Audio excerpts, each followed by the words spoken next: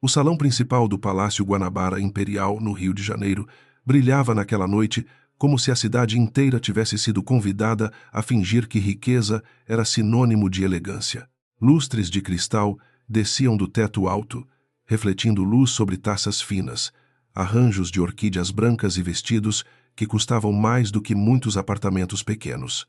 Empresários, políticos discretos, herdeiros de sobrenomes antigos e jornalistas sociais circulavam entre mesas de champanhe e ilhas de comida francesa, todos falando baixo, todos sorrindo com aquela cautela de quem mede importância pelo volume da carteira e pela proximidade com os fotógrafos. No centro daquele evento de luxo estava Marcelo Valente, empresário em ascensão, dono da Valente Energia, Infraestrutura, uma companhia que por fora parecia poderosa, mas por dentro respirava com a ajuda de promessas de investimento que ainda não haviam chegado. Ao lado dele, quase invisível aos olhos dos convidados, caminhava sua esposa, Isabela Rocha Valente, usando um vestido verde escuro discreto, cabelo preso baixo e brincos simples. Era bonita, mas não fazia esforço para parecer rica. E naquela sala, não tentar parecer rica era quase uma provocação. Marcelo sabia que Isabela não se sentia confortável ali.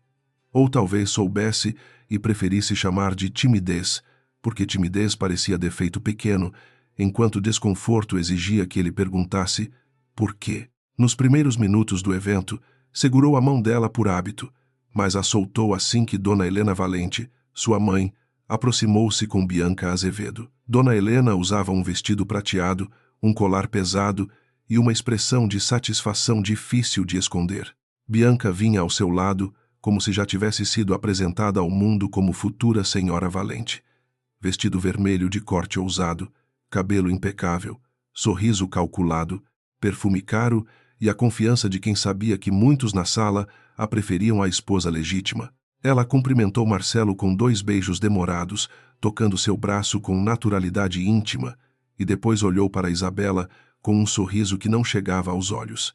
Disse que estava surpresa por ver-la ali, porque eventos desse nível costumavam ser cansativos para quem não estava acostumado. Isabela respondeu apenas que estava acompanhando o marido. Bianca inclinou a cabeça e disse que sim. Algumas mulheres acompanhavam, outras abriam portas. A frase foi pequena, mas encontrou ouvintes. 2 convidados próximos sorriram sem esconder totalmente. Dona Helena fingiu não perceber, embora seus lábios se movessem como quem aprova. Marcelo ouviu. Isabela também soube que ele ouviu. Esperou por uma correção, uma palavra, um gesto mínimo que dissesse que, naquela noite, sua dignidade não estaria sozinha. Marcelo apenas pegou uma taça de champanhe da bandeja e perguntou a Bianca se os investidores portugueses realmente viriam mais tarde. O silêncio dele foi mais claro do que a ofensa dela. Isabela baixou os olhos por um instante e apoiou os dedos na pequena bolsa que carregava. Dentro dela havia um celular com mensagens não enviadas, um cartão sem sobrenome completo e a última chance que ela ainda concedia ao marido. Isabela tinha esse defeito. Mesmo quando os outros já haviam mostrado o bastante, ainda esperava um gesto final que os salvasse de si mesmos. O evento daquela noite tinha um propósito que poucos diziam em voz alta. A Valente Energia, Infraestrutura, precisava de capital urgente para concluir 3 projetos de energia renovável e evitar que bancos assumissem garantias estratégicas.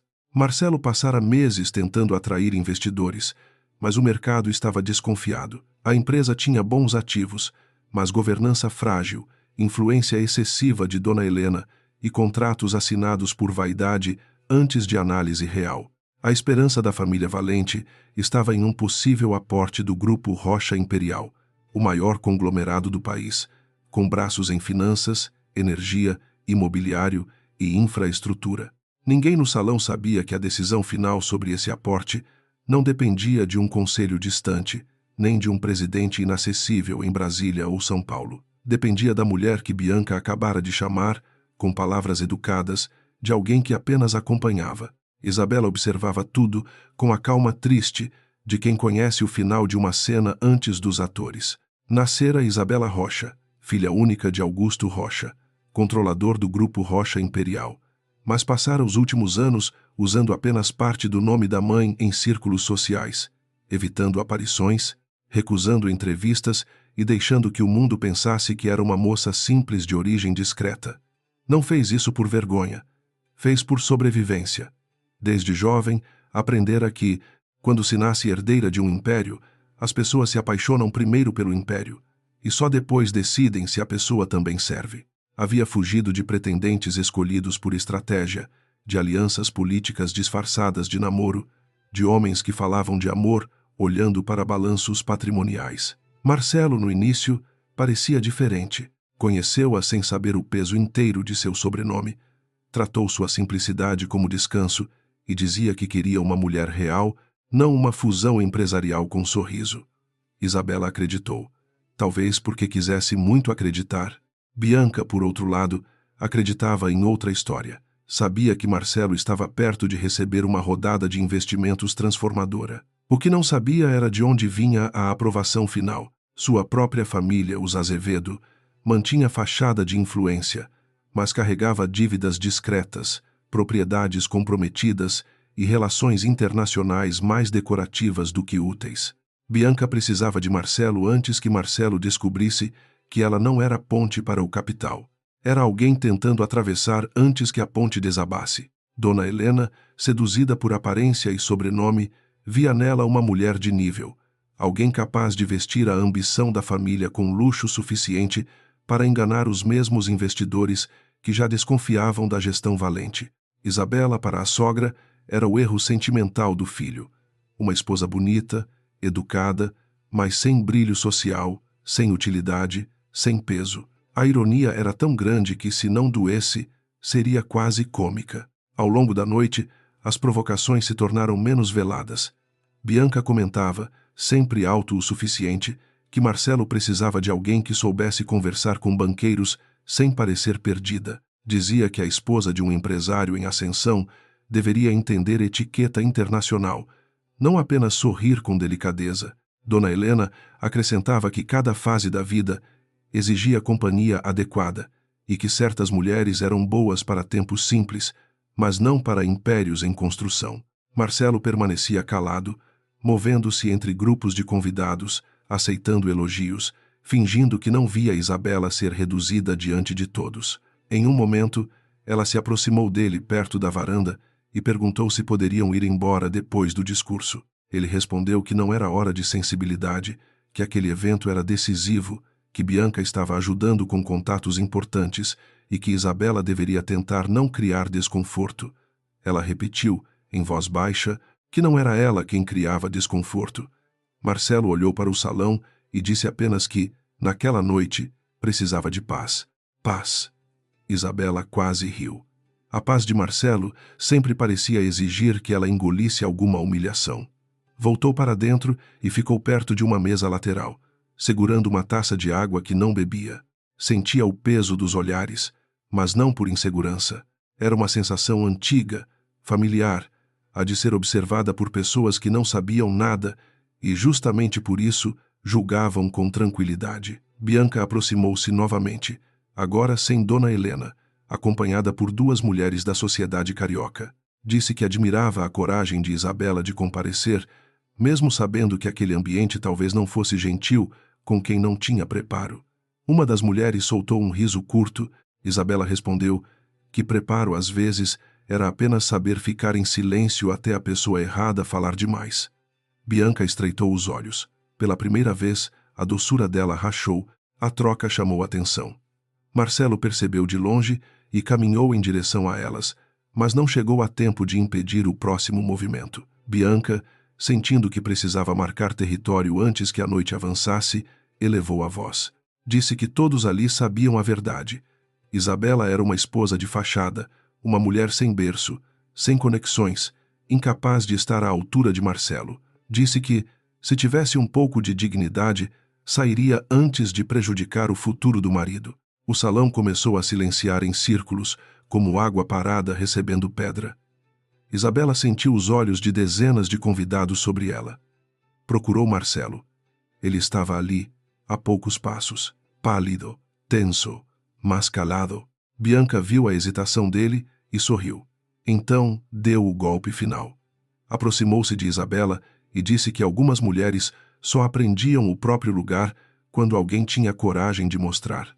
Antes que alguém reagisse, levantou a mão e deu um tapa no rosto de Isabela. O som foi seco, pequeno, mas pareceu atravessar todos os lustres do salão. Isabela virou o rosto com o impacto. Sua mão subiu lentamente até a face marcada. O local ardeu, mas a dor física era quase irrelevante diante do silêncio que veio depois. Um silêncio cheio de escolhas. Dona Helena não se levantou. As mulheres ao redor de Bianca fingiram choque, mas nenhuma se aproximou. Os convidados aguardaram, famintos por desfecho. Marcelo ficou imóvel.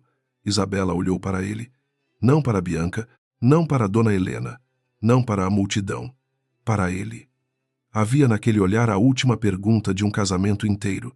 Você vai me defender agora, quando não há como fingir que não viu? Marcelo abriu a boca, mas Bianca chorou antes que ele falasse. Disse que perdeu o controle porque não suportava ver Marcelo destruído por uma mulher que não o merecia. Dona Helena aproximou-se do filho e sussurrou que não era hora de escândalo, que ele precisava pensar na empresa, nos investidores, nas relações da família Azevedo. Marcelo fechou a boca. Isabela entendeu. Não porque ele tenha dito, porque não disse. A mão ainda pousada sobre a face, ela respirou fundo e deixou que uma calma gelada ocupasse o lugar onde, anos antes, haveria lágrimas. Não se humilharia pedindo que o marido fizesse o mínimo, não explicaria sua dor a uma sala que aplaudia silenciosamente sua queda. Apenas endireitou a postura, olhou para Bianca e depois para Marcelo. Disse, em voz baixa, que algumas respostas chegam sem palavras. Bianca riu com desprezo, ainda se sentindo vitoriosa, e disse que finalmente Isabela estava entendendo. Marcelo deu um passo, talvez para dizer algo tarde demais, mas as portas do salão se abriram antes. Dessa vez, o silêncio mudou de textura. Não era mais curiosidade social, era surpresa institucional. Entraram 4 pessoas em trajes formais, lideradas por um homem de cabelos grisalhos, terno escuro e pasta de couro com o brasão discreto do Grupo Rocha Imperial. Os fotógrafos, que até então registravam o evento como coluna social, imediatamente se voltaram para a entrada. Dona Helena reconheceu o símbolo antes de entender o motivo da presença. Marcelo também. O Grupo Rocha Imperial era a esperança da empresa dele, a fonte possível do aporte que salvaria os projetos e impediria a perda de garantias. Bianca ajeitou o vestido, tentando recuperar compostura, talvez pensando que seus contatos finalmente haviam chegado. O homem caminhou diretamente pelo salão, sem parar diante de Marcelo, sem cumprimentar Dona Helena, sem olhar para Bianca. Parou diante de Isabela. Ele inclinou a cabeça com respeito profundo e disse: Senhora Isabela Rocha, desculpe a interrupção. O conselho do Grupo Rocha Imperial aguarda sua orientação final. O salão pareceu perder ar. Marcelo olhou para Isabela como se a visse pela primeira vez, e ao mesmo tempo, como se todas as pequenas pistas ignoradas nos últimos anos gritassem de uma vez. Bianca empalideceu. Dona Helena segurou o braço do filho. O homem continuou, apresentando-se aos demais como Dr. Álvaro Menezes, representante jurídico da família Rocha. Disse que, diante dos acontecimentos públicos daquela noite, era necessário confirmar se a herdeira principal ainda desejava prosseguir com a avaliação de investimento na Valente Energia, infraestrutura, herdeira principal. A expressão caiu sobre a face marcada de Isabela como uma coroa invisível. Bianca recuou um passo. Disse que aquilo era impossível, que Isabela estava mentindo, que aquela mulher havia enganado todos usando um nome simples. Doutor Álvaro abriu a pasta e apresentou documentos de identificação, procurações, comunicados societários e uma autorização assinada por Augusto Rocha, reconhecendo Isabela como única sucessora direta do conglomerado. Dona Helena começou a murmurar que devia haver engano, que aquela moça jamais poderia ser a filha de Augusto Rocha. Isabela finalmente retirou a mão do rosto. A marca do tapa ainda estava visível, mas sua expressão já não pertencia à mulher humilhada. Pertencia a alguém que acabara de receber a confirmação pública de que a paciência terminara. Ela disse que não havia engano. Escondeu o sobrenome completo porque queria ser amada sem que um império se sentasse ao seu lado. Olhou para Marcelo e completou que, naquela noite, ele teve a chance de provar que amava sua esposa antes de saber quem ela era. Escolheu o silêncio. Marcelo tentou dizer o nome dela, mas o som não encontrou força. Isabela voltou-se para Dr. Álvaro e perguntou, com frieza serena, se a equipe jurídica havia registrado o ocorrido. Ele respondeu que sim, incluindo a agressão pública, a omissão de Marcelo Valente e as declarações feitas por Bianca e Dona Helena. Bianca protestou, chamando aquilo de exagero, dizendo que foi provocada. Isabela olhou para ela e disse que Bianca levantou a mão contra a única pessoa naquela sala cuja assinatura poderia salvar a empresa do homem que tentava roubar. O rosto da amante se desfez. Dona Helena, pela primeira vez, pareceu compreender não a injustiça, mas o prejuízo. Essa diferença confirmou a Isabela que sua sogra jamais a veria como pessoa antes de ver lá como poder.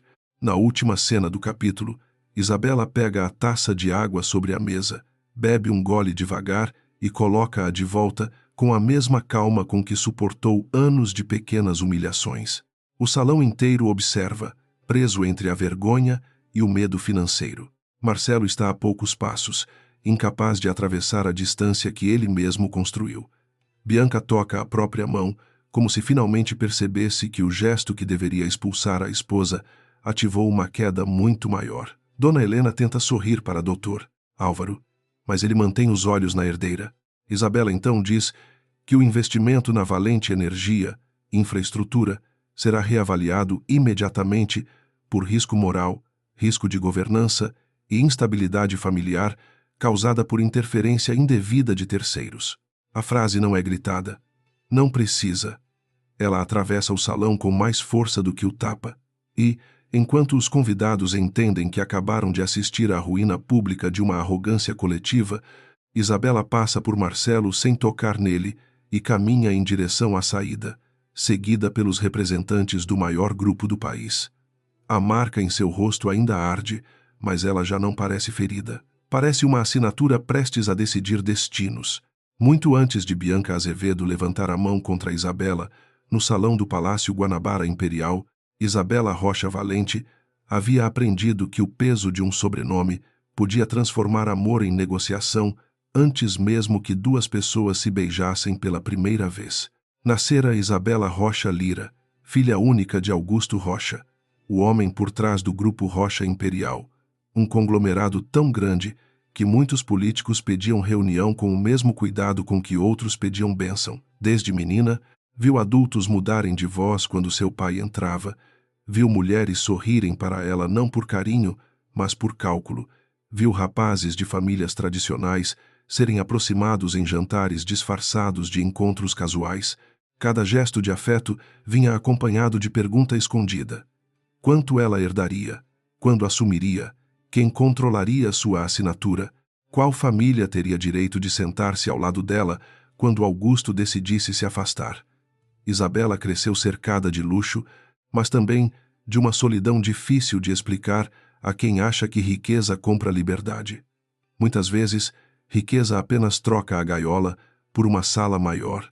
Augusto Rocha entendia a filha melhor do que todos. Era duro em negócios, implacável em negociações e famoso por transformar empresas frágeis em dependentes de sua aprovação. Mas diante de Isabela, tinha uma ternura silenciosa. Nunca a chamou de princesa, porque detestava a ideia de que uma mulher nascida com poder precisasse ser decorativa. Chamava-a de herdeira apenas em documentos. Em casa, chamava-a de minha menina de olhos abertos. Ensinou-lhe finanças, direito societário, energia, imobiliário, risco político e, acima de tudo, ensinou que pessoas revelam mais quando acreditam que você não pode lhes oferecer nada. Isabela ouviu essa frase muitas vezes antes de compreender ela com o corpo inteiro. Quando começou a recusar pretendentes escolhidos por famílias influentes, Augusto não a puniu. Perguntou apenas o que ela queria. Isabela respondeu que queria ser amada antes de ser avaliada. O pai ficou em silêncio por alguns segundos e disse que esse desejo era simples para pessoas comuns, mas perigoso para alguém com o nome Rocha. Ainda assim, se ela quisesse tentar, ele a protegeria à distância. Foi assim que Isabela passou a circular, usando apenas uma parte discreta de sua identidade. Em alguns ambientes, era Isabela Lira, consultora de projetos sociais ligados à energia limpa. Em outros, apenas Isabela, uma mulher de fala baixa que não exibia carros, joias, nem segurança. Não mentia sobre ser formada, nem sobre trabalhar em projetos estratégicos, mas escondia a escala. Queria saber como as pessoas a tratariam, sem saber que atrás dela havia bancos, terrenos, usinas, fundos e um pai, capaz de derrubar negociações com uma ligação. Conheceu Marcelo Valente em uma conferência sobre infraestrutura sustentável no Rio de Janeiro, quando ele ainda parecia mais engenheiro entusiasmado do que empresário vaidoso. Ele subiu ao palco para falar de energia renovável com menos teatralidade do que outros herdeiros, e, ao final, ficou sozinho perto da varanda, olhando o mar como se precisasse respirar longe dos elogios. Isabela aproximou-se porque discordava de um dado que ele usara. Marcelo riu, surpreso, e perguntou se ela sempre corrigia palestrantes sem se apresentar direito. Ela respondeu que apenas quando os palestrantes confundiam projeção otimista com risco controlado. Ele gostou. Naquele começo, Marcelo parecia exatamente o tipo de homem que Isabela queria acreditar que existia. Levava-a a restaurantes simples, perguntava sua opinião antes de decidir, escutava quando ela falava de comunidades afetadas por grandes obras, dizia que a elite brasileira confundia sobrenome com inteligência e que ele queria construir uma empresa diferente daquelas controladas por mães arrogantes e conselhos velhos. Isabela, ouvindo isso, sentiu uma esperança quase ingênua. Não contou que conhecia conselhos velhos melhor do que ele imaginava. Não contou que seu pai já analisara a Valente Energia como possível investimento futuro. Não contou que, se quisesse, poderia descobrir em uma tarde aquilo que Marcelo levaria meses para apresentar a bancos. Deixou que ele a conhecesse como mulher, não como porta. Quando ele disse que amava sua simplicidade, ela acreditou que simplicidade, pela primeira vez, não estava sendo confundida com falta. O casamento veio rápido, mas não irresponsável aos olhos dela. Marcelo parecia sincero. Falava de construir uma vida longe da política de famílias tradicionais. Dizia que não queria esposa de vitrine, queria parceira. Augusto Rocha, ao saber do relacionamento, investigou Marcelo sem que Isabela pedisse.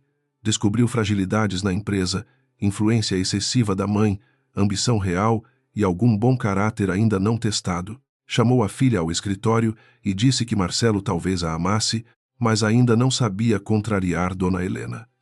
Isabela respondeu que ninguém nasce pronto para enfrentar a própria mãe.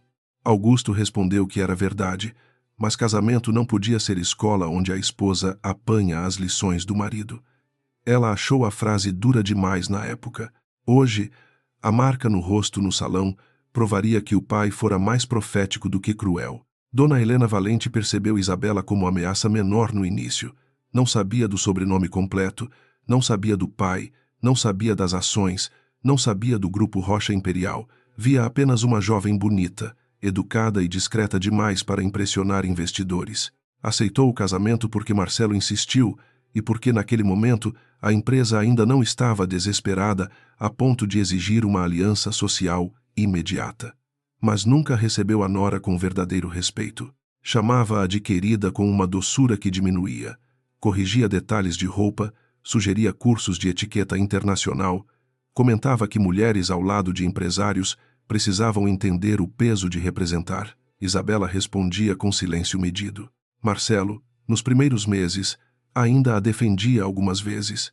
Dizia à mãe que se casara com Isabela porque a amava, não porque precisava de relações. Dona Helena ria e dizia que homens jovens confundiam amor com descanso, mas a vida cobrava preço de todas as escolhas. Ele se irritava. Isabela via e guardava a esperança. Aos poucos, porém, a empresa de Marcelo cresceu e a pressão cresceu junto. Projetos de energia renovável exigiam capital, licenças, garantias, paciência institucional e investidores capazes de esperar retorno. Dona Helena começou a repetir que amor não pagava turbina, que uma esposa sem sobrenome não abria conversas com fundos internacionais, que Isabela era adequada para casa, mas não para a expansão. Marcelo, cansado, começou a ouvir de modo diferente.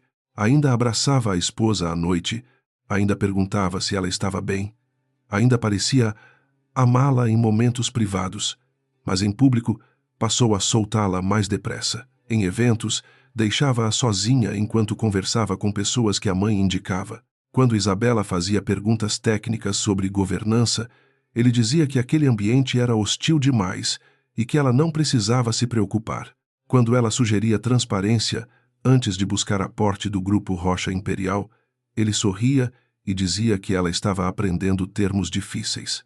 Essa condescendência, mais que qualquer insulto, começou a ferir.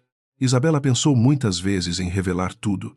Poderia ter chamado o doutor Álvaro, aberto uma chamada com Augusto Rocha, apresentado os relatórios internos do grupo, mostrado a Marcelo que ela entendia cada linha de risco da empresa dele melhor do que Dona Helena e seus assessores. Mas sempre havia uma parte dela que resistia. Não queria que o amor dele mudasse depois da revelação.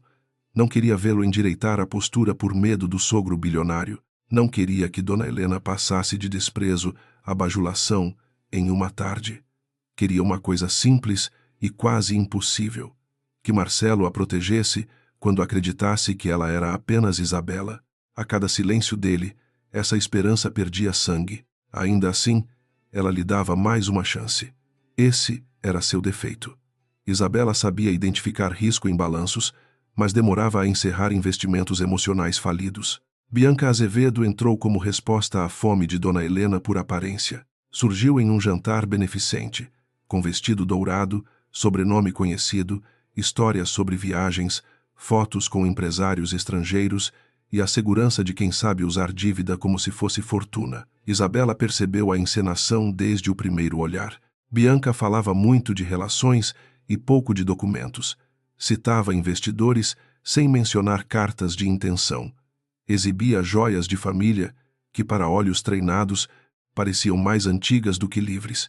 Ainda assim, Dona Helena ficou encantada. Marcelo, pressionado pela necessidade de capital, passou a tratá-la como ponte. Bianca não atacou Isabela diretamente no início. Chamava-a de discreta, simples, doce. Palavras que pareciam elogio até se perceber que eram usadas para tirá-la da mesa de decisões. Dizia a Marcelo que ele precisava de alguém que soubesse caminhar ao lado dele nos círculos certos. Isabela ouvia e esperava que Marcelo respondesse que já tinha alguém ao lado.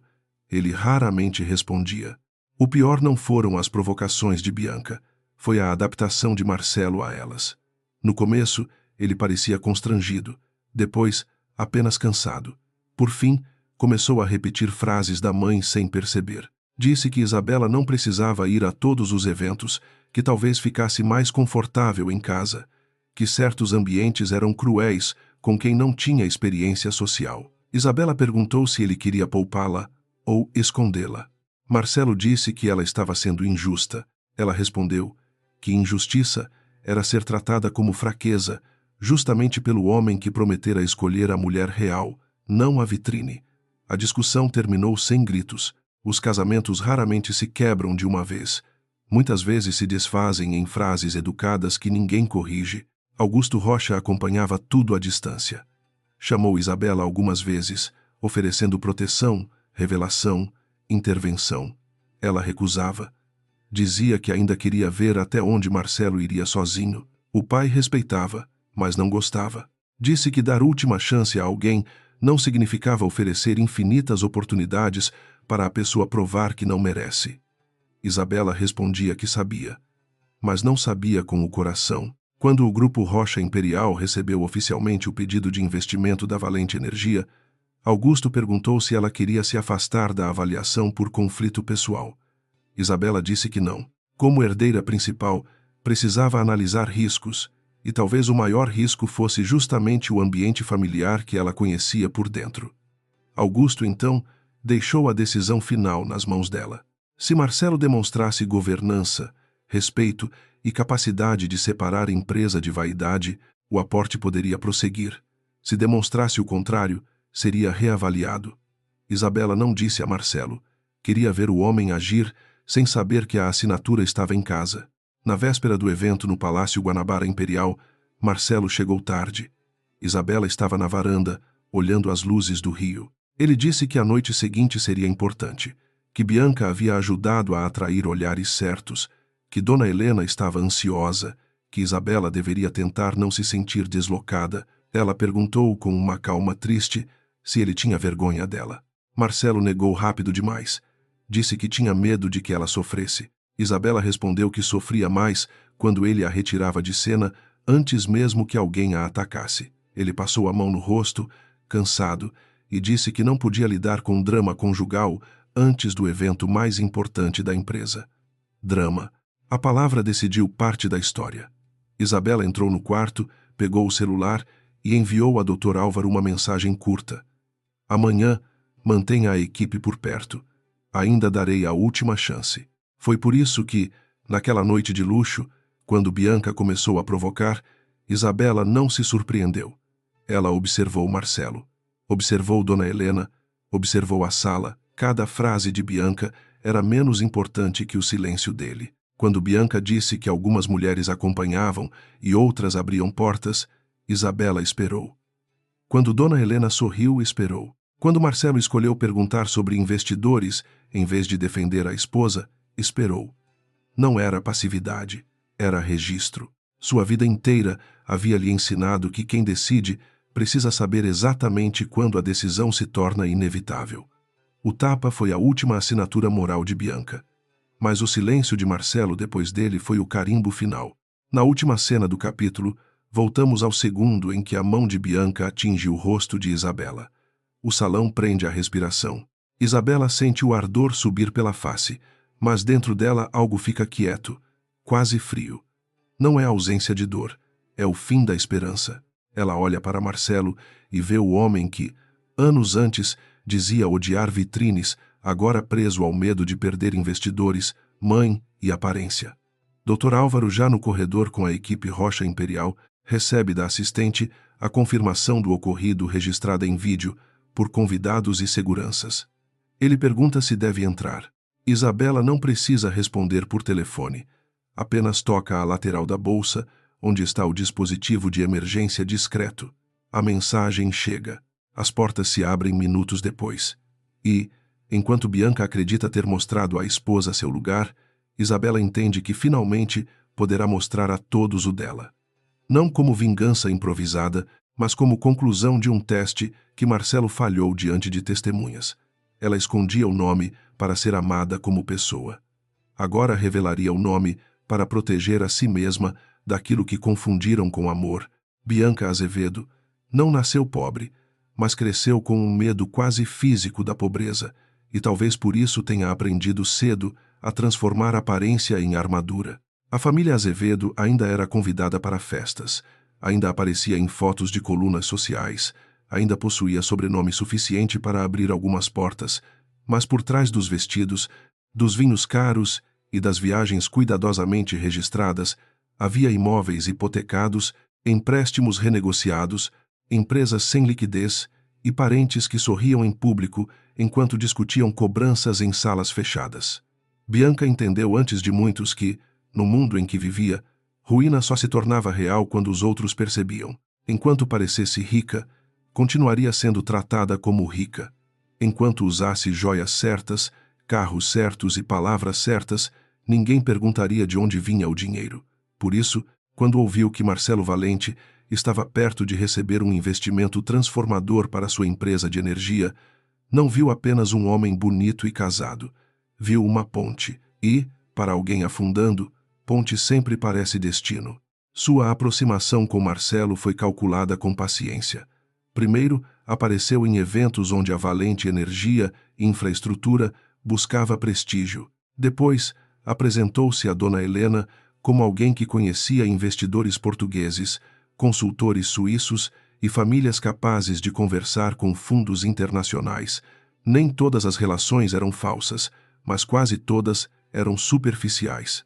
Bianca conhecia pessoas que conheciam pessoas. Em salões de luxo, isso muitas vezes bastava para fingir poder. Dona Helena, sedenta por uma nora que parecesse útil, não exigiu profundidade, Bastou ver Bianca atravessar o salão com elegância, falar de Lisboa e Dubai sem tropeçar, e olhar para Isabela com aquela superioridade de mulher que acredita ter pedigree. A matriarca valente se convenceu de que ali estava a esposa, que o filho deveria ter escolhido desde o início. Bianca percebeu imediatamente. Em uma família onde a mãe queria substituir a nora, a amante não precisava arrombar a porta. Bastava esperar que alguém lhe entregasse a chave. O que Bianca não sabia era que o grupo Rocha Imperial já observara sua família antes mesmo de ela mirar Marcelo. Uma subsidiária dos Azevedo havia buscado crédito para salvar um empreendimento imobiliário no litoral do Rio, usando como garantia terrenos superavaliados e contratos de locação inflados. O projeto falhou.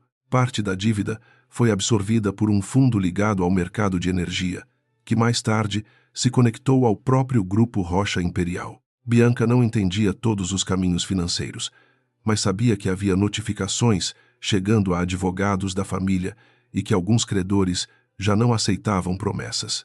Quando Dona Helena falou, certa vez, que Marcelo negociava com o maior grupo do país, Bianca fingiu surpresa controlada.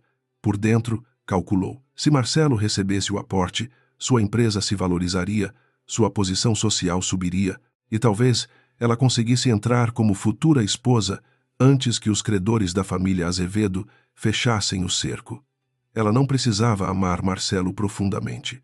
Precisava estar ao lado dele no momento em que o dinheiro chegasse.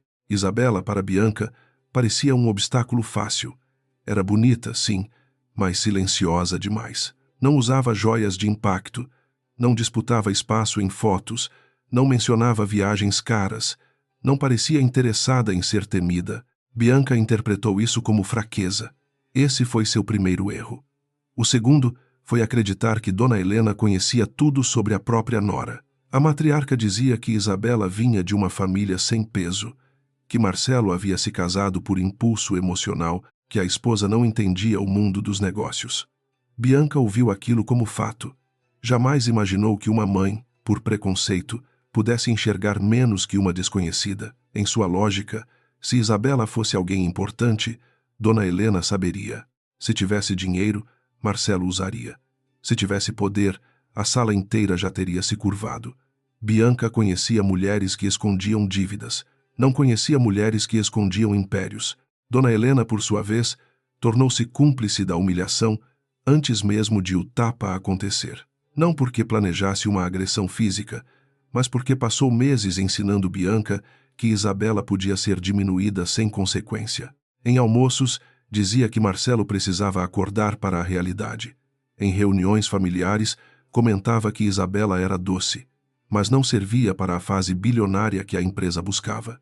Em eventos, aproximava Bianca do filho, fazia questão de apresentá-la a investidores, colocava a amante informal onde a esposa legítima deveria estar. Quando Isabela ficava quieta, Dona Helena chamava aquilo de falta de postura.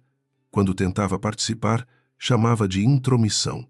Assim, Bianca aprendeu que o lugar de Isabela estava desprotegido. E gente arrogante, quando vê um lugar desprotegido, costuma confundir oportunidade com direito. Marcelo não percebeu a armadilha porque queria demais acreditar nela.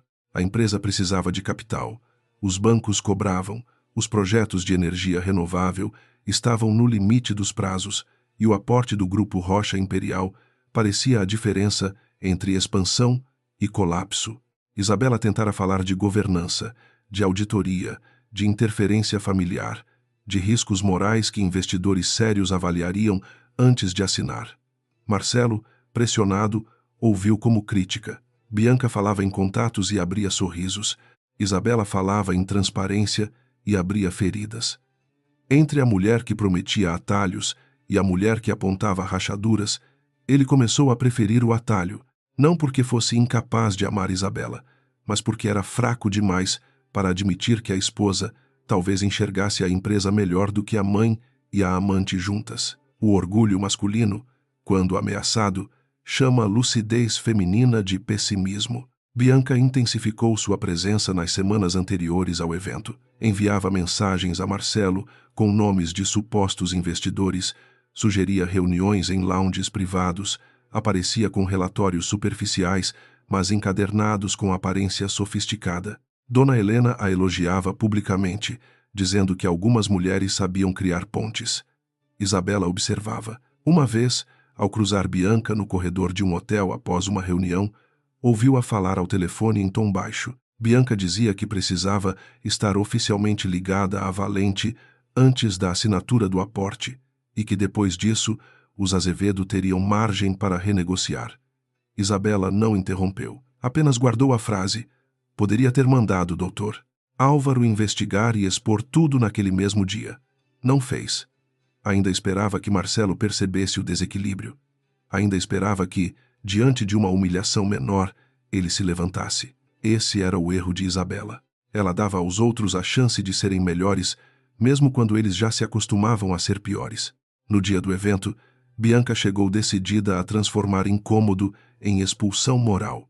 Não queria apenas aparecer ao lado de Marcelo. Queria que Isabela se sentisse pequena o suficiente para sair sozinha.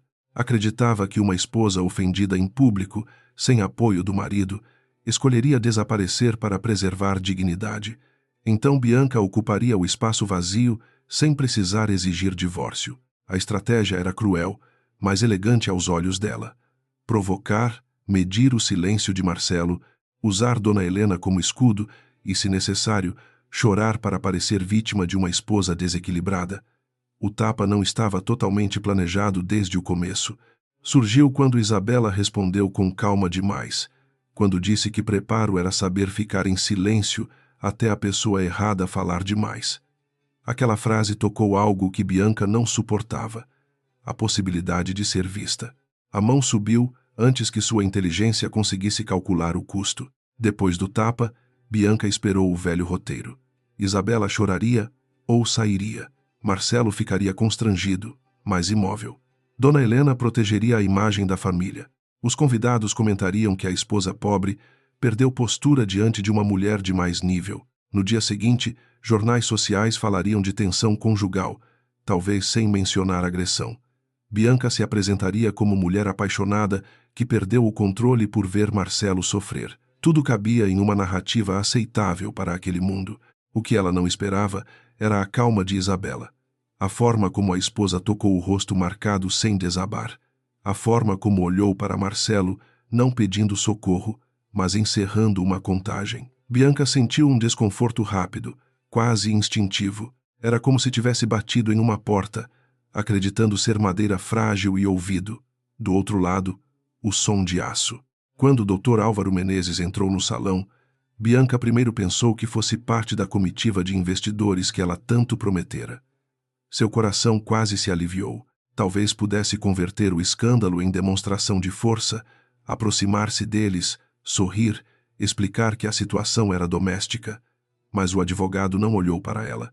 Não olhou para Dona Helena. Não cumprimentou Marcelo primeiro. Caminhou diretamente até Isabela e inclinou a cabeça. Bianca sentiu o corpo inteiro esfriar antes mesmo de ouvir as palavras. Senhora Isabela Rocha, não Isabela Valente, não esposa de Marcelo. Rocha. O sobrenome caiu sobre ela como uma sentença. Durante anos, Bianca sobrevivera, distinguindo sobrenomes úteis de sobrenomes decorativos. Rocha não era decorativo. Rocha era o topo da mesa. Enquanto o Dr. Álvaro confirmava que Isabela era a herdeira principal do grupo Rocha Imperial, Bianca começou a refazer mentalmente cada frase dita nos últimos meses. Cada insulto sobre falta de preparo, cada comentário sobre não abrir portas, cada sorriso dado a Dona Helena. Cada vez que chamou Isabela de mulher simples, incapaz, deslocada. A vergonha não veio por ter sido cruel. Veio por ter sido cruel com a pessoa errada. Essa diferença era terrível, mas verdadeira. Bianca não se arrependeu imediatamente da agressão. Arrependeu-se da consequência.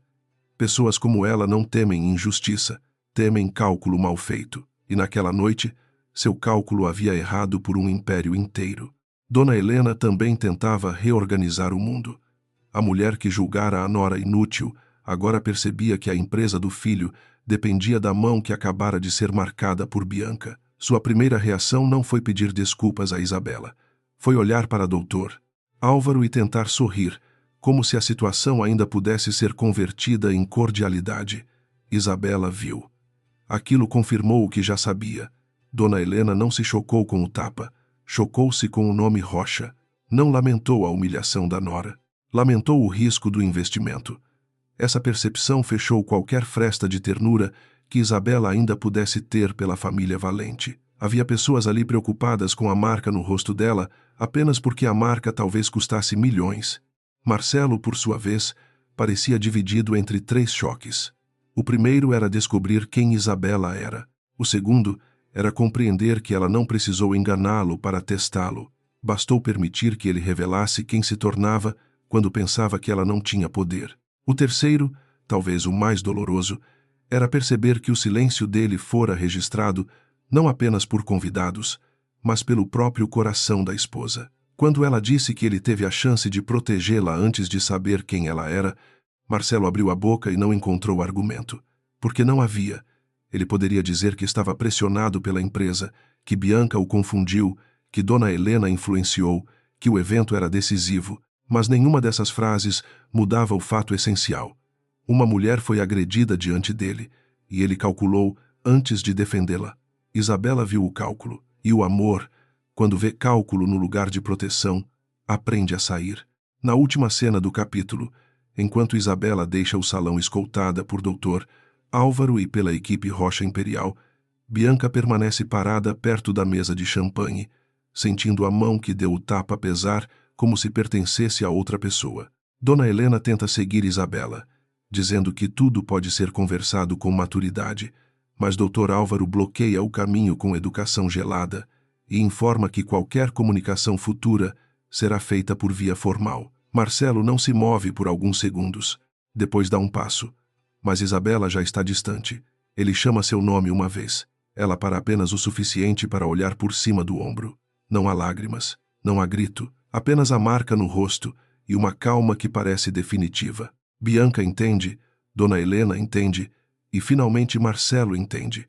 O tapa foi de Bianca, mas a escolha que encerrou o casamento foi o silêncio dele. E, enquanto as portas do salão se fecham atrás da herdeira principal, o investimento que salvaria a Valente Energia deixa de ser promessa e se torna julgamento. As portas do salão se fecharam atrás de Isabela Rocha Valente, mas o som permaneceu dentro do Palácio Guanabara Imperial como se ainda vibrasse nos lustres. No corredor, Dr. Álvaro Menezes caminhava ao lado dela, com a postura de quem já havia previsto cada tentativa de contenção, cada frase de desculpa, cada gesto desesperado da família Valente. A marca do tapa ainda ardia no rosto de Isabela, uma linha de calor atravessando a pele como lembrete físico do que, por anos, fora emocional. Ela não chorou, não porque não doesse. Doía de muitas formas. A mão de Bianca, o silêncio de Marcelo, o sorriso inicial de Dona Helena, os olhos dos convidados, medindo a queda de uma esposa que eles julgavam sem valor. Mas a dor já não governava. Quando entrou no elevador reservado, acompanhada pela equipe jurídica do Grupo Rocha Imperial, Isabela apenas fechou os olhos por um segundo e perguntou se tudo havia sido registrado. Doutor Álvaro respondeu que sim.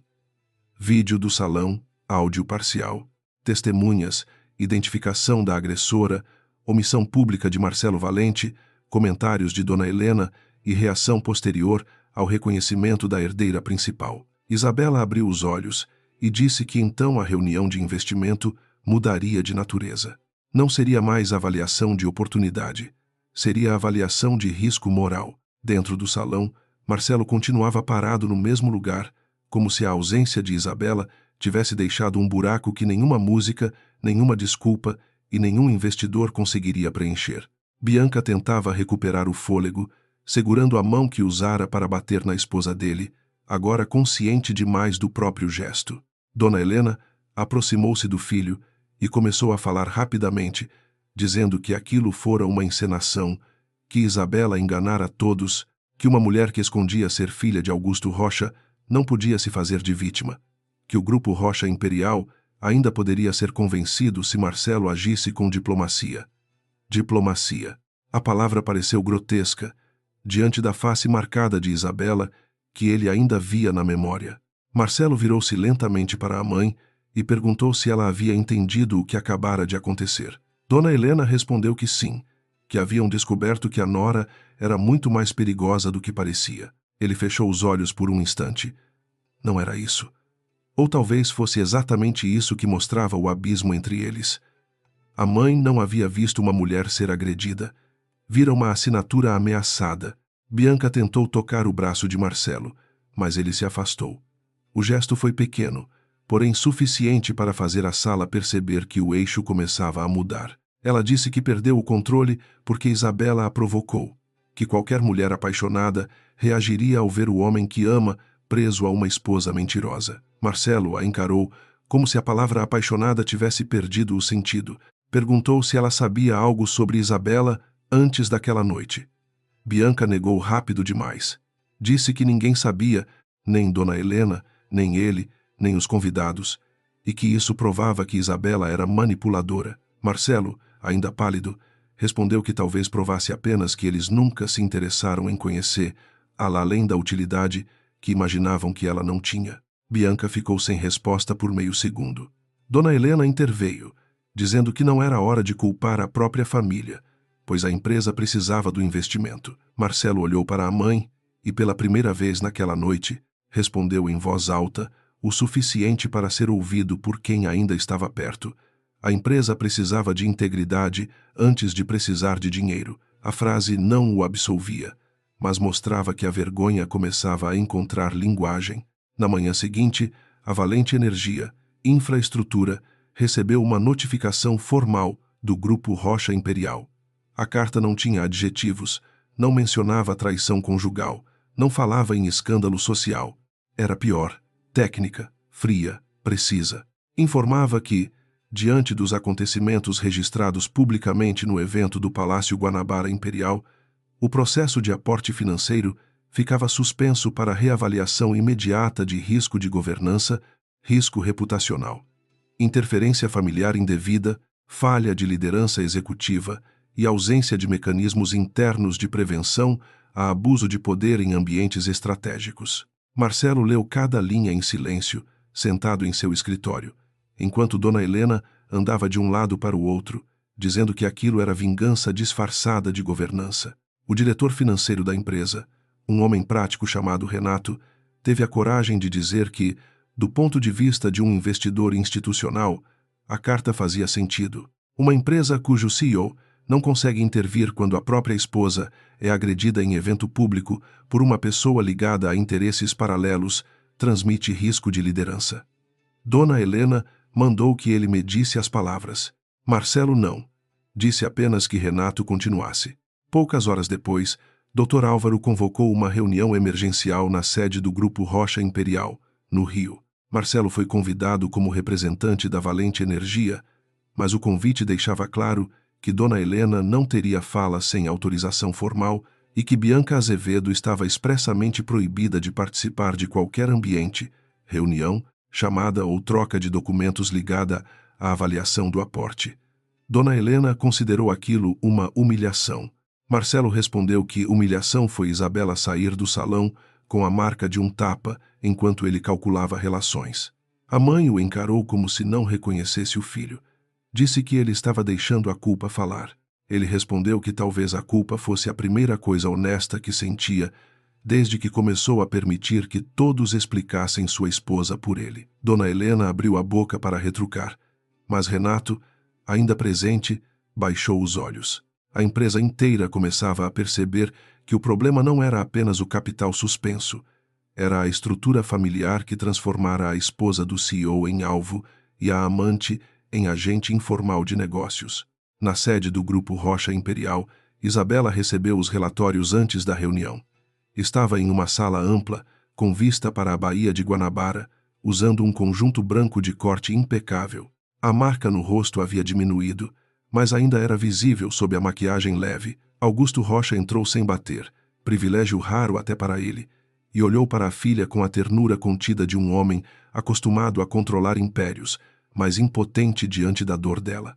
Perguntou se ela queria que ele assumisse a reunião.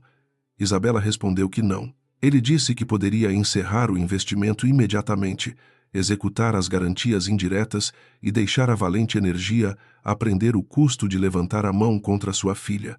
Ela sorriu sem alegria e disse que Bianca levantou a mão. Marcelo calou. Dona Helena incentivou o ambiente, mas os funcionários da empresa não participaram do salão.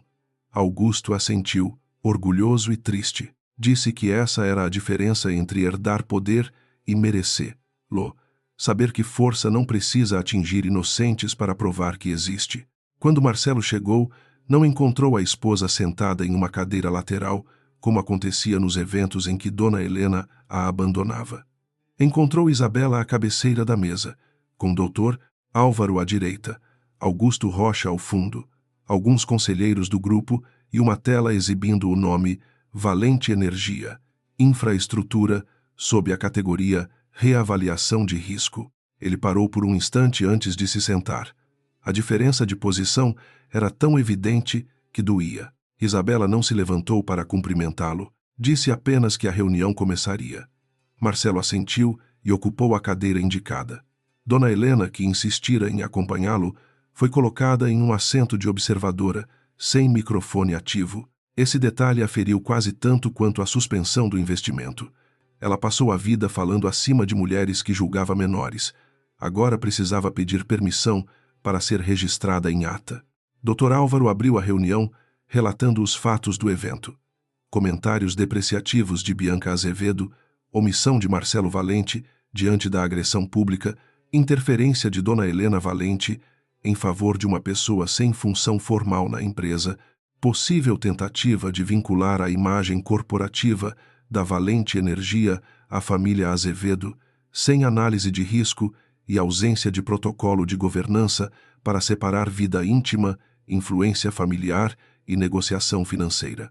Bianca não estava ali, mas seus dados estavam.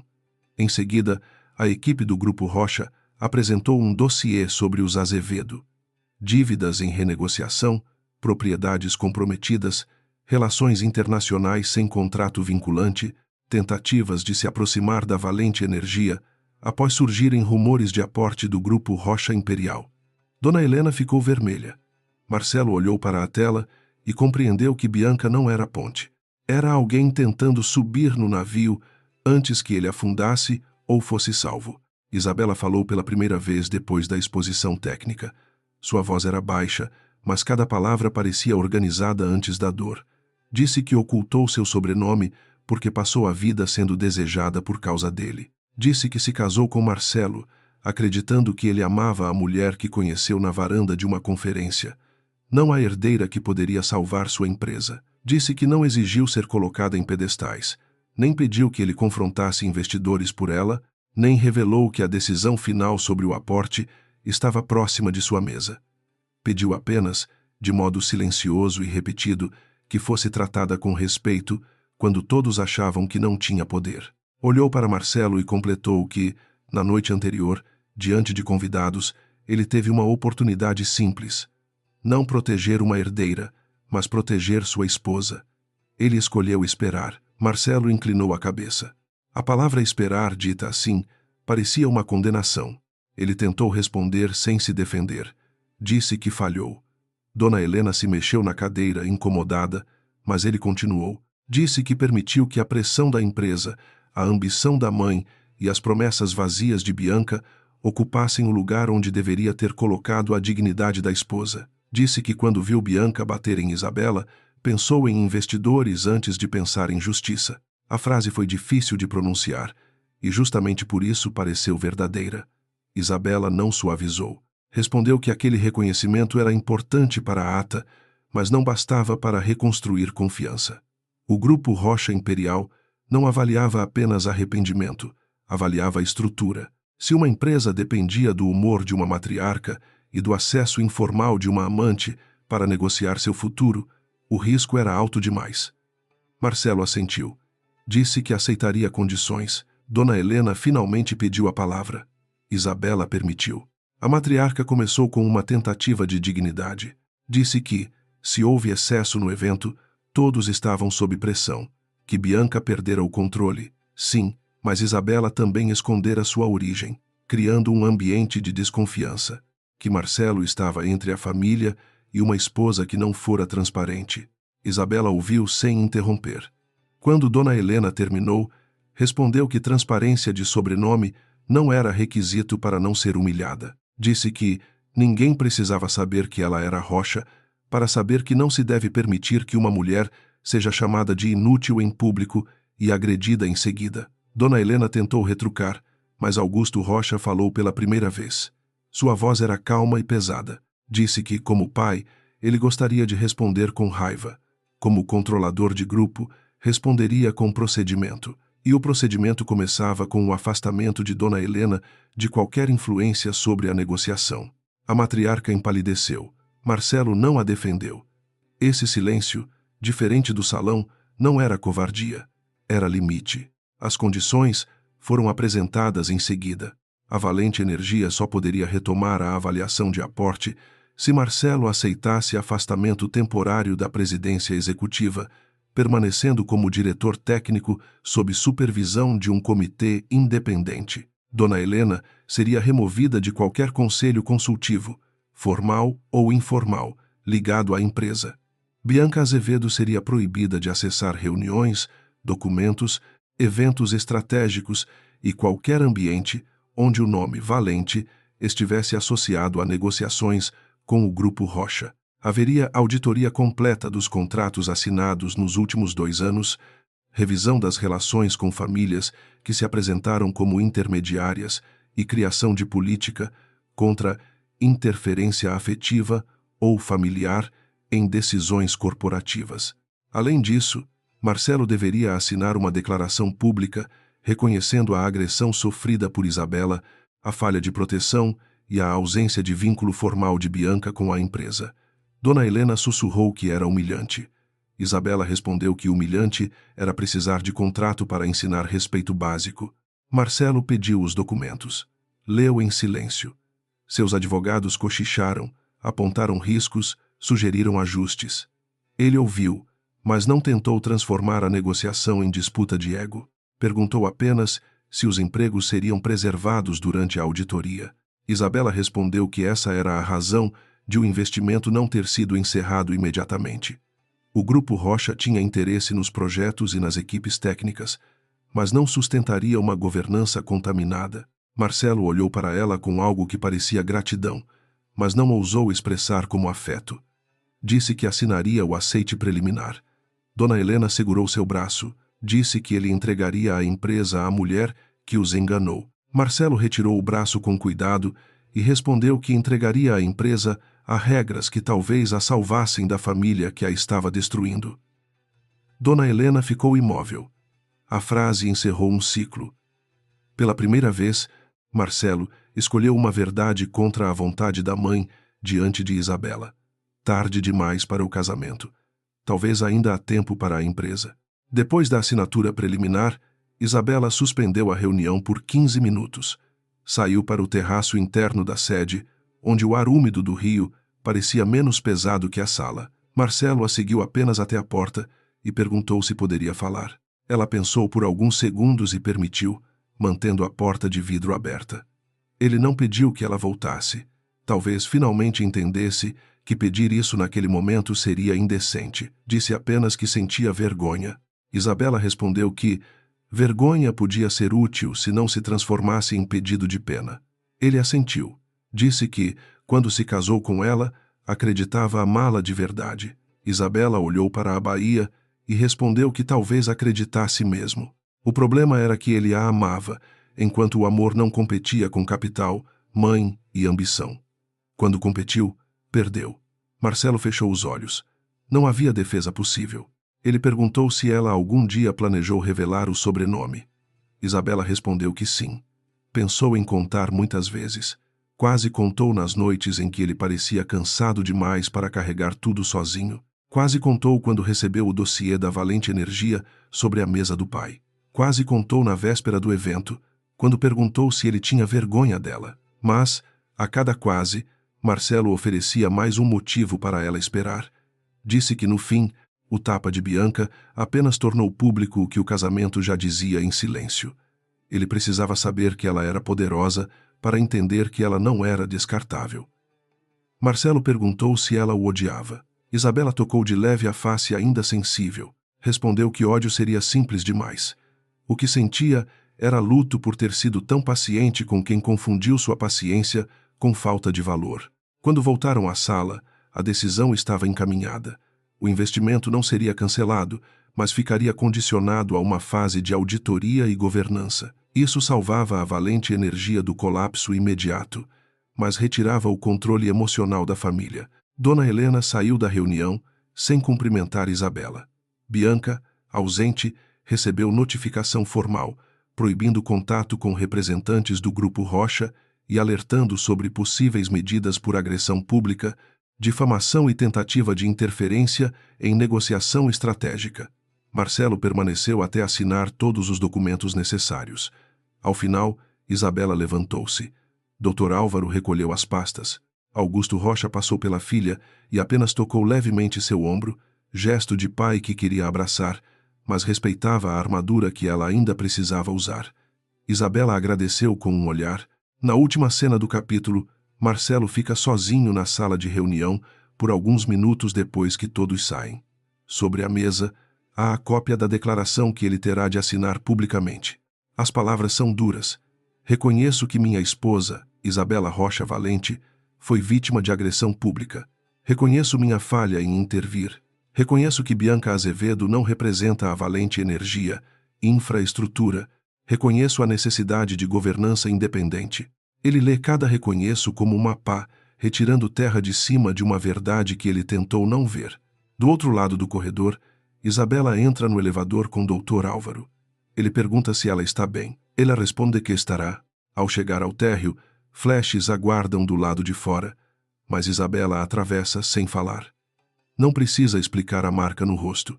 Ela já transformou a dor em cláusula, o silêncio do marido em ata e o tapa da amante em motivo formal para reavaliar um império. Enquanto o carro do Grupo Rocha se afasta pela orla do rio, Isabela olha pela janela e entende que a assinatura que todos queriam dela ainda pode salvar a empresa de Marcelo. Mas nenhum documento salvará o casamento do fato mais simples.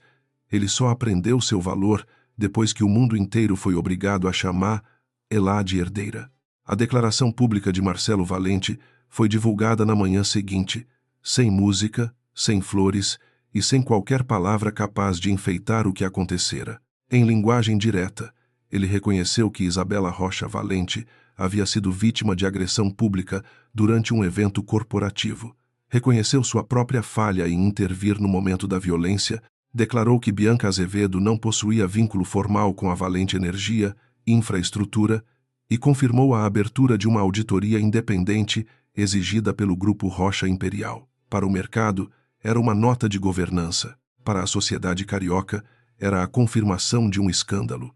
Para Dona Helena, era uma humilhação que ela leu 3 vezes com as mãos trêmulas. Para Bianca, era a porta se fechando. Mas, para Isabela, ao receber o comunicado no escritório reservado do Grupo Rocha, aquilo não foi vitória. Foi apenas a primeira frase honesta que Marcelo assinou tarde demais. Bianca Azevedo tentou reagir antes que sua imagem desabasse de vez. Gravou áudios para amigas influentes, disse que fora provocada, que Isabela se aproveitara de uma identidade escondida para humilhar todos, que Marcelo estava sendo coagido pelo poder econômico da família Rocha. Em outra época, talvez aquela versão encontrasse espaço. A sociedade adora transformar agressoras elegantes em mulheres emocionalmente feridas quando a vítima parece discreta demais para entreter. Mas, dessa vez, havia vídeo, havia testemunhas, havia documentos.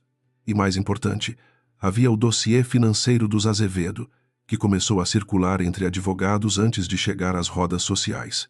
As dívidas, os imóveis comprometidos, as relações internacionais sem contrato real e as tentativas de se aproximar da Valente Energia após rumores do aporte ficaram difíceis de esconder.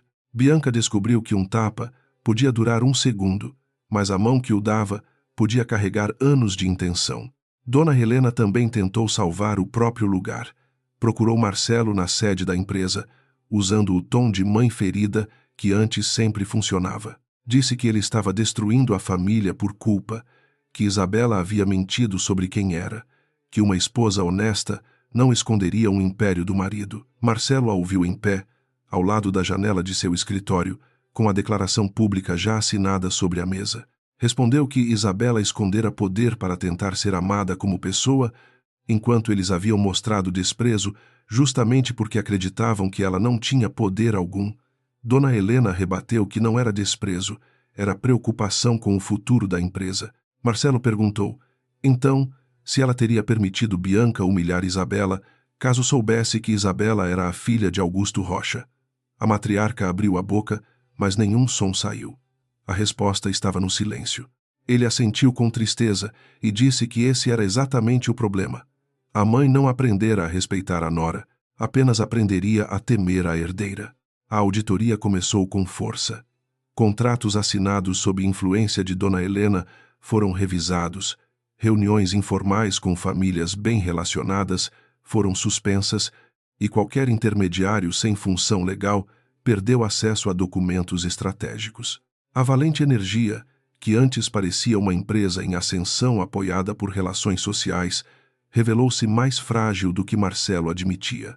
Bons projetos, equipes técnicas competentes, potencial real no setor energético, mas cercados por vaidade, interferência familiar e uma perigosa dependência de aparências. Isabela acompanhava tudo sem prazer. O Grupo Rocha poderia ter encerrado a negociação e deixado a empresa enfrentar sozinha bancos e credores, mas isso atingiria engenheiros, técnicos, assistentes, trabalhadores de campo e famílias inteiras que nada tinham a ver com o salão de luxo. Isabela não confundiria justiça com destruição de inocentes. Sua assinatura seria dura, não cruel. A reunião final para decidir o aporte foi marcada uma semana depois. Dessa vez, o ambiente não tinha champanhe, vestidos nem plateia social. Era uma sala de conselho no edifício do Grupo Rocha Imperial, com paredes claras, tela grande, advogados, auditores e documentos. Marcelo entrou sem Dona Helena. Esse foi o primeiro sinal. Usava terno escuro e expressão cansada, mas seus olhos estavam mais firmes. Trazia consigo Renato, o diretor financeiro, e uma advogada independente recém-contratada para acompanhar a governança. Dona Helena havia sido formalmente afastada de qualquer função consultiva na negociação. Bianca, proibida de contato, enviara por seus advogados uma tentativa de retratação parcial, recusando admitir culpa plena. Isabela nem abriu pessoalmente. Dr. Álvaro trataria disso. A partir daquele momento, Bianca deixava de ser personagem íntima e passava a ser risco jurídico. Quando Isabela entrou, todos se levantaram. Marcelo também. Ela percebeu, mas não reagiu como mulher que precisava provar superioridade. Sentou-se à cabeceira e pediu que a apresentação começasse. Dr. Álvaro resumiu os resultados. A Valente Energia tinha potencial técnico, mas precisava de governança independente. Marcelo deveria se afastar temporariamente da presidência executiva e assumir função técnica supervisionada. Dona Helena seria impedida de interferir em contratos, contratações, captação de recursos e eventos estratégicos. Bianca Azevedo e qualquer membro da família Azevedo ficariam excluídos de negociações, apresentações ou benefícios indiretos. E todo o investimento do Grupo Rocha seria liberado em etapas, condicionado a metas de transparência, proteção de funcionários e auditoria contínua. Era um plano que salvava a empresa, mas retirava dela o teatro familiar que quase a afundou. Marcelo leu o documento em silêncio. A cada cláusula, via não apenas exigência empresarial, mas reflexo de sua falha pessoal, afastamento temporário da presidência, porque não soube separar desejo, mãe e empresa. Governança independente, porque permitiu que a casa decidisse como se fosse conselho. Proibição de Bianca, porque confundiu promessa de capital com sedução social. Afastamento de Dona Helena, porque deixou a mãe transformar desprezo por Isabela em estratégia corporativa. Quando terminou, perguntou se os projetos em andamento seriam preservados. Isabela respondeu que sim, desde que a auditoria confirmasse viabilidade e que nenhum trabalhador fosse usado como escudo emocional para proteger executivos. Marcelo assentiu. Disse que assinaria. Não tentou negociar com lembranças. Não pediu que conversassem como marido e mulher. Não mencionou amor diante de advogados. Isabela notou. Era pouco diante do passado, mas era a primeira vez que ele parecia entender o lugar certo de cada assunto. Dona Helena, mesmo afastada, apareceu no prédio antes do fim da reunião. Tentou entrar, mas foi barrada pela equipe jurídica. Isso jamais lhe acontecera. Ligou para Marcelo, que olhou a tela do celular e não atendeu. Isabela viu o gesto, mas não comentou. Minutos depois, a matriarca enviou uma mensagem dizendo que ele estava entregando o legado valente nas mãos da mulher que enganou todos. Marcelo respondeu por escrito, para que ficasse registrado: estou entregando à empresa as regras que eu deveria ter criado antes. Isabela não destruiu nosso legado, nosso orgulho quase fez isso. Depois desligou o aparelho. Renato, ao lado, desviou os olhos para não testemunhar demais. Isabela continuou lendo a minuta, mas por dentro sentiu algo se mover. Não perdão, apenas o reconhecimento de que, pela primeira vez, Marcelo escolhia um limite contra a mãe, sem transformar essa escolha em favor para ela. Bianca foi formalmente notificada no mesmo dia. A agressão pública geraria ação civil, a difamação seria apurada, e sua tentativa de interferência na negociação da Valente Energia seria anexada ao relatório de risco. Ao saber que a família Rocha não trataria o tapa como descontrole emocional, Bianca perdeu a última máscara. Procurou Dona Helena, esperando uma aliança de defesa, mas a matriarca estava ocupada demais tentando salvar a própria posição. Procurou Marcelo, mas seus números estavam bloqueados. Procurou conhecidos do mercado, mas poucos queriam ser vistos perto de uma mulher que havia agredido a herdeira principal do maior grupo do país em um salão cheio de testemunhas. A queda de Bianca não veio com grito, veio com silêncio de portas que já não se abriam. Esse silêncio, para alguém que vivia de entrada social, foi quase uma sentença. Depois da assinatura preliminar do aporte, Marcelo pediu alguns minutos a Isabela, sem advogados pessoais, mas com a porta da sala aberta e Dr. Álvaro visível do lado de fora. Ela permitiu. Ele ficou de pé por alguns segundos, como se procurasse a forma menos egoísta de falar. Disse que, quando a viu no evento, com a marca no rosto e o nome Rocha revelado, sentiu vergonha não por descobrir que ela era poderosa, mas por perceber que só naquele instante toda a sala decidiu que ela merecia respeito. Disse que ele participou disso com seu silêncio. Isabela ouviu sem suavizar.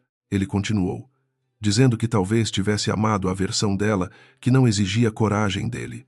A mulher simples, que podia ser protegida em privado e deixada sozinha em público. Disse que isso não era amor suficiente. Isabela olhou para ele e respondeu que amor que precisa de conveniência para existir é apenas afeto confortável, e ela já havia pago caro demais por conforto alheio. Marcelo perguntou se havia alguma possibilidade de reconstruir o casamento. A pergunta veio baixa, sem pressão, mas ainda assim pesada. Isabela demorou a responder, não porque estivesse indecisa, mas porque queria que a resposta não nascesse da raiva. Disse que o casamento deles terminou no salão antes mesmo de Dr. Álvaro entrar.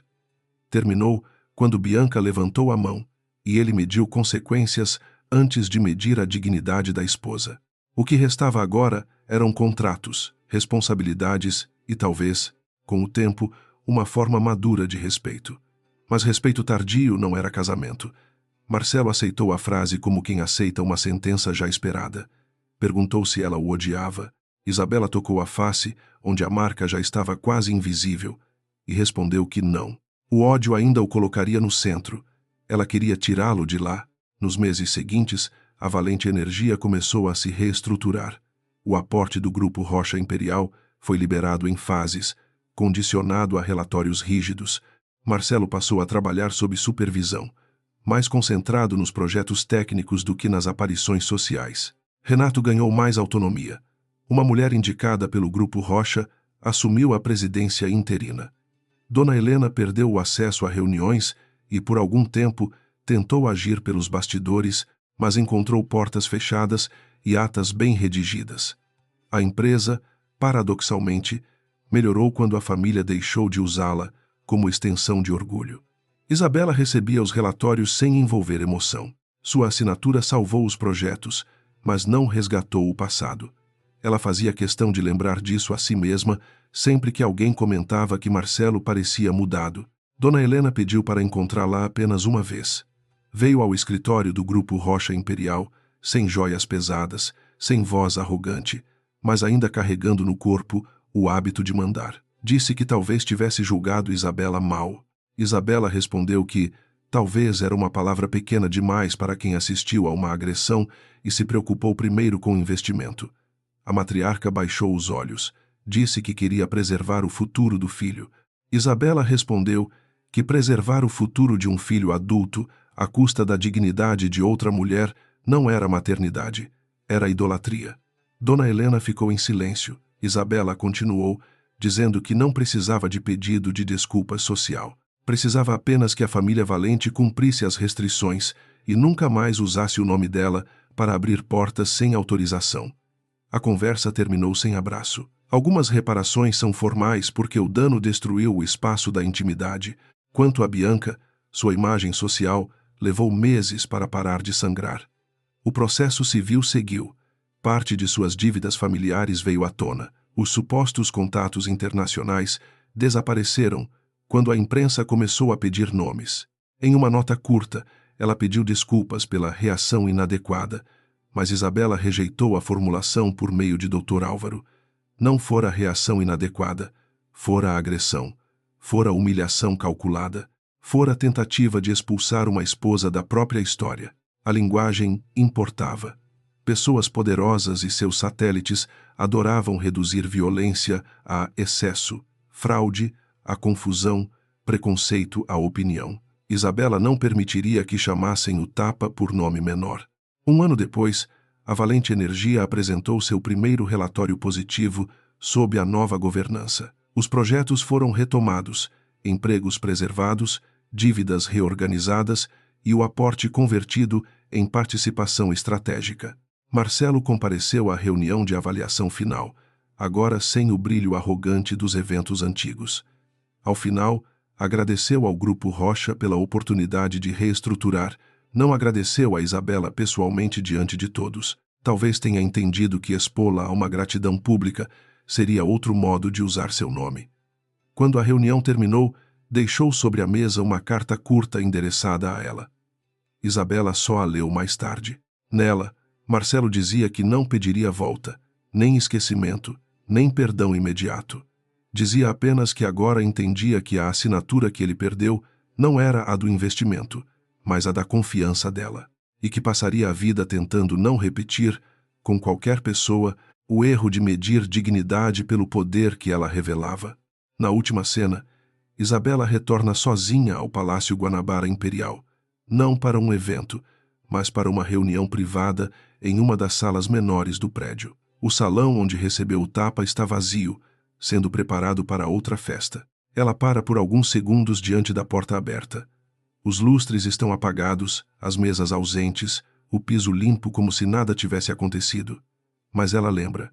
Lembra da mão de Bianca, do silêncio de Marcelo, do sorriso de Dona Helena antes de conhecer seu sobrenome e da entrada de Dr. Álvaro, transformando humilhação em reconhecimento público. Toca de leve a própria face, agora sem marca, e sorri com uma paz pequena. Não porque esqueceu, porque a dor já não decide por ela. Ao sair, recebe uma mensagem de Augusto Rocha perguntando se está bem. Ela responde que sim, que finalmente entendeu uma coisa. Não precisa mais esconder o tamanho da própria vida para testar o amor de ninguém. Quem só respeita depois de saber seu poder não merece a versão simples nem a versão grandiosa dela. Entra no carro, fecha a porta e segue pela orla do rio enquanto o sol desce sobre o mar. Atrás dela, o salão permanece brilhando para outras festas. À frente, Isabela carrega algo maior que herança, investimento ou assinatura. A certeza de que sua suavidade nunca mais será confundida com permissão. Um ano depois da noite em que Bianca Azevedo levantou a mão contra Isabela Rocha Valente, no salão do Palácio Guanabara Imperial, a marca física do tapa já havia desaparecido, havia muito tempo, mas a lição permanecia em lugares que ninguém podia maquiar. Permanecia nas atas da Valente Energia, infraestrutura, agora obrigadas a registrar conflitos de interesse com o mesmo rigor com que registravam contratos. Permanecia no afastamento definitivo de Dona Helena Valente de qualquer negociação estratégica.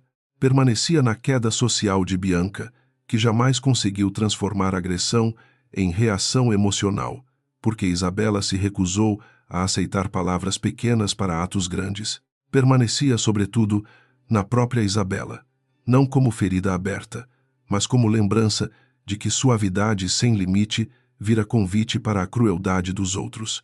Ela ainda era serena, ainda falava baixo, ainda preferia observar antes de decidir, mas agora ninguém confundia silêncio com ausência de poder.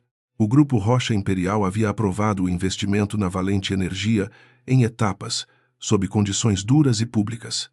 A decisão salvou projetos, manteve empregos e impediu que bancos tomassem ativos importantes. Alguns colunistas financeiros escreveram que Isabela fora generosa. Ela detestou essa palavra. Generosidade soava como perdão elegante, como se ela tivesse olhado para Marcelo e escolhido poupá-lo por memória de amor. Não era isso. O aporte foi uma decisão racional, sustentada por auditoria, potencial técnico e proteção de trabalhadores inocentes.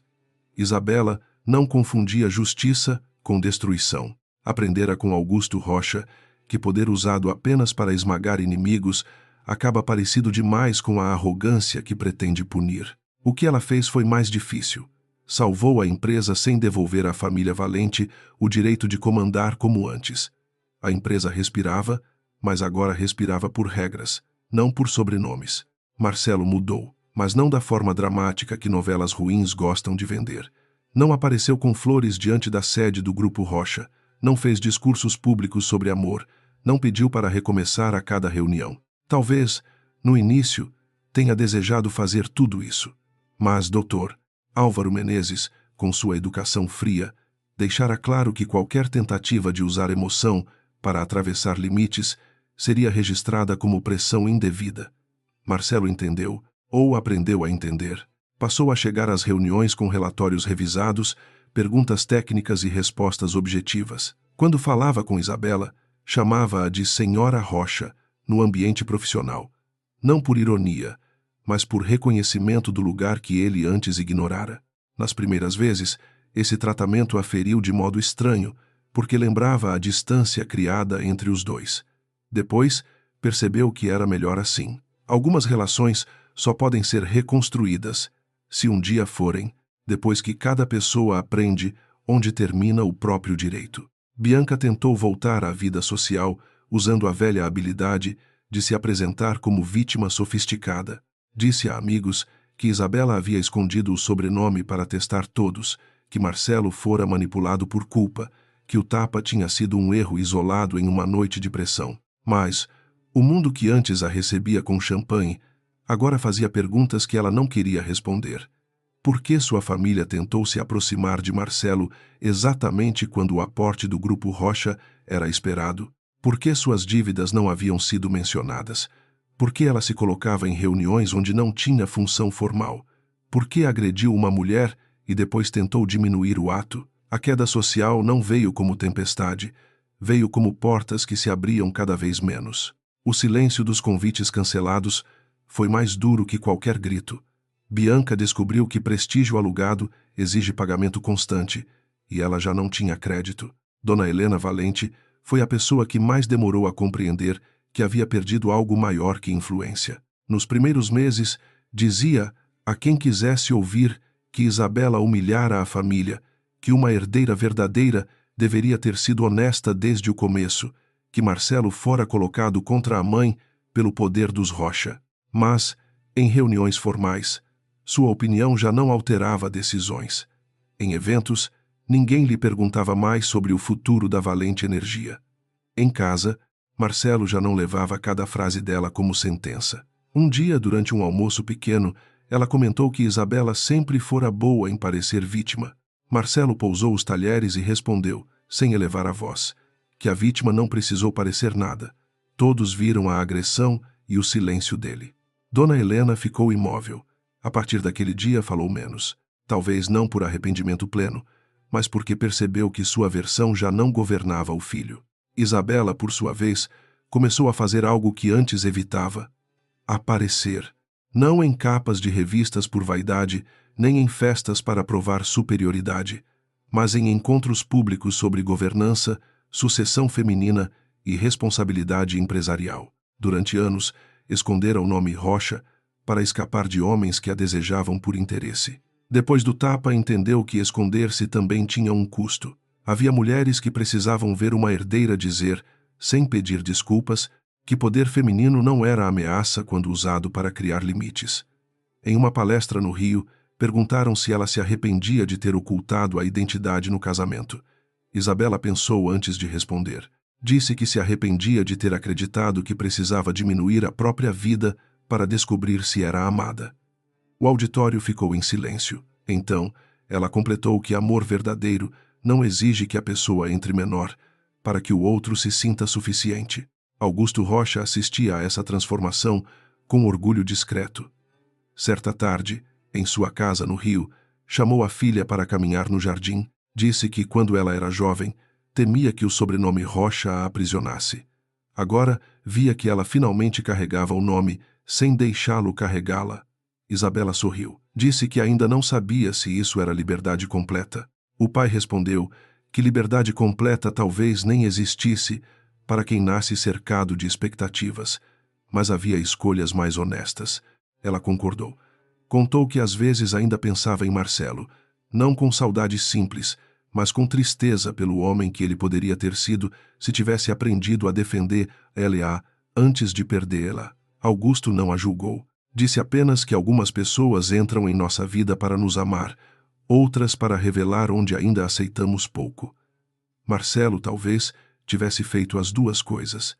Isabela ficou quieta. A frase era verdadeira demais para ser respondida rápido. A primeira vez que Marcelo e Isabela conversaram fora de uma sala de reunião aconteceu quase um ano depois do evento. Foi por acaso, em um hospital onde a Valente Energia patrocinava um projeto de energia solar para unidades públicas, agora sob parceria com o Grupo Rocha. Isabela visitava a ala infantil com Augusto, Marcelo acompanhava a equipe técnica. Quando se encontraram no corredor, não havia advogados entre eles, apenas o ruído de crianças, enfermeiros e carrinhos de medicamento. Marcelo perguntou se poderia falar por 2 minutos. Isabela aceitou. Ele não mencionou o casamento. Disse que, naquela manhã, viu uma técnica da empresa ser interrompida por um diretor antigo e percebeu que, antes, talvez deixasse passar. Agora interrompeu a reunião e devolveu a palavra a ela. Disse que entendeu com atraso que omissão não era neutralidade, era escolha pelo lado mais forte. Isabela o observou em silêncio. Aquela frase não curava nada, mas tinha valor. Não porque falava dela, mas porque mostrava mudança em um lugar onde ela não estava pedindo nada. Ela respondeu que esperava que ele continuasse fazendo isso quando ninguém estivesse olhando. Marcelo assentiu. Disse que essa era a parte mais difícil e mais necessária. Depois perguntou se ela estava bem. Isabela pensou na pergunta. Durante muito tempo, estar bem parecia significar não chorar, não tremer, não lembrar. Agora significava outra coisa, poder lembrar sem voltar a ser comandada pela lembrança. Disse que estava em paz o suficiente. Marcelo aceitou. Não pediu mais. Quando ela se afastou pelo corredor, ele permaneceu parado, sabendo que talvez aquela fosse a forma mais digna de amar, lá dali em diante. Não tentar puxá-la de volta para a história que ele quebrou. Meses depois, Isabela criou dentro do Grupo Rocha Imperial um protocolo chamado Linha Clara, destinado a impedir que relações familiares, afetivas ou sociais interferissem sem registro em negociações corporativas. O nome parecia simples, mas carregava memória. Nenhuma amante, mãe, parente ou intermediário poderia se apresentar como ponte informal sem auditoria. Nenhum executivo poderia levar para a mesa promessas baseadas em prestígio sem comprovação. Nenhuma agressão ou abuso em ambiente estratégico seria tratado como assunto pessoal quando afetasse governança. Dr. Álvaro brincou que era estranho precisar escrever o óbvio em política institucional. Isabela respondeu que o óbvio, quando não é protegido por regra, costuma ser a primeira coisa sacrificada diante do poder. O Palácio Guanabara Imperial convidou Isabela para um evento beneficente, no mesmo salão onde tudo acontecera. Ela quase recusou, depois aceitou, não para provocar ninguém, mas para provar a si mesma que o lugar não tinha domínio sobre ela. Na noite do evento, entrou usando um vestido azul profundo, sem escolta exagerada, apenas com Dr. Álvaro e uma assessora. O salão estava diferente, decorado com flores amarelas e luz suave. Algumas pessoas a observaram com curiosidade, outras com admiração, outras com medo. Isabela atravessou o espaço sem tocar a própria face. A marca não existia mais. Bianca não estava ali. Dona Helena também não. Marcelo compareceu como representante técnico da Valente Energia. Ficou do outro lado da sala e apenas inclinou a cabeça em cumprimento. Ela respondeu com um gesto breve. Nada mais. Aquilo, de algum modo, era vitória. Não precisar transformar cada reencontro em cena era sinal de que a dor perdera o palco. Durante o discurso daquela noite, Isabela falou sobre projetos de energia para comunidades vulneráveis. Disse que desenvolvimento não podia ser apenas investimento em infraestrutura, mas também em dignidade. Que uma sociedade que mede pessoas pela aparência perde talentos, destrói relações e toma decisões ruins. Que a verdadeira grandeza de um grupo econômico não está em quantas portas consegue abrir para si mesmo, mas em quantas portas deixa de fechar contra quem parece não ter poder. Alguns entenderam a referência, outros apenas aplaudiram. Marcelo, no fundo do salão, ouviu sem piscar. Augusto Rocha, sentado à frente, sorriu com orgulho. Doutor, Álvaro registrou mentalmente que a herdeira principal já não precisava de apresentação. Ela própria era a autoridade. Na última cena deste Nguai Truyen, Isabela volta sozinha ao terraço do palácio depois do evento. A noite do rio está morna, com o mar escuro ao longe e as luzes da cidade refletidas nas janelas. Ela toca o rosto, no lugar onde o tapa um dia ardeu. Não há dor, apenas memória. Pensa em Bianca, que confundiu agressão com triunfo. Pensa em Dona Helena, que confundiu nora com instrumento. Pensa em Marcelo, que confundiu silêncio com prudência, até entender que silêncio também fere. Pensa em si mesma, na mulher que deu chances demais, porque queria acreditar que amor podia amadurecer sem consequência. Sorri de leve, não com ironia, mas com compaixão pela própria versão antiga. Então recebe uma mensagem de Augusto. Pronta para voltar, ela responde. Pronta para seguir. Guarda o celular, respira fundo e retorna ao salão não como vítima, nem como esposa abandonada, nem apenas como herdeira principal. Retorna como mulher inteira, sabendo que sua maior herança nunca foi o Grupo Rocha Imperial, mas a dignidade de não permitir que a mão de outra pessoa definisse o valor do seu rosto, do seu nome ou do seu destino.